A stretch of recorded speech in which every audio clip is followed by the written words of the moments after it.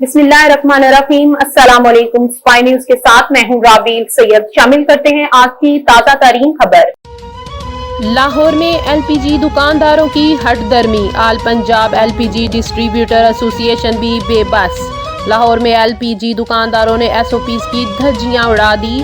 इस हवाले से मजीद तफसीलात से आगाह करने के लिए टेलीफोन लाइन पर हमें ज्वाइन किया है स्पाई न्यूज के नुमाइंदे अरसलान शाह ने। जी अरसलान, तफसीलात से आगाह कीजिएगा। इस हवाले से क्या तफसीलात हैं आपके पास?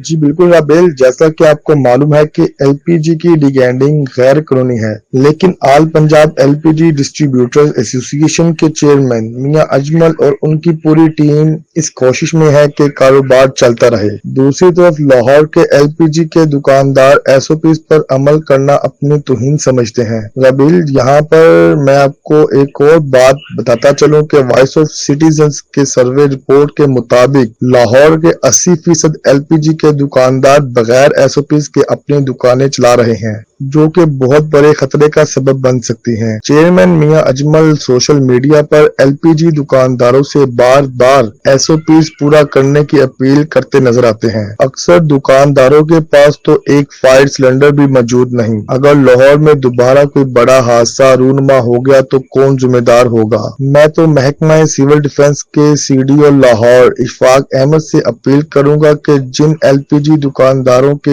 एसओपी नामुकम्मल हैं, इनके खिलाफ सख्त कानूनी कार्रवाई करके इन दुकानदारों का सामान भी जब्त कर लिया जाए और इन पर भारी जुर्माने भी आयद किए जाएं। जी रबील। जी बहुत शुक्रिया अरसलान, आप हमें तफसीलात से आगाह कर रहे थे।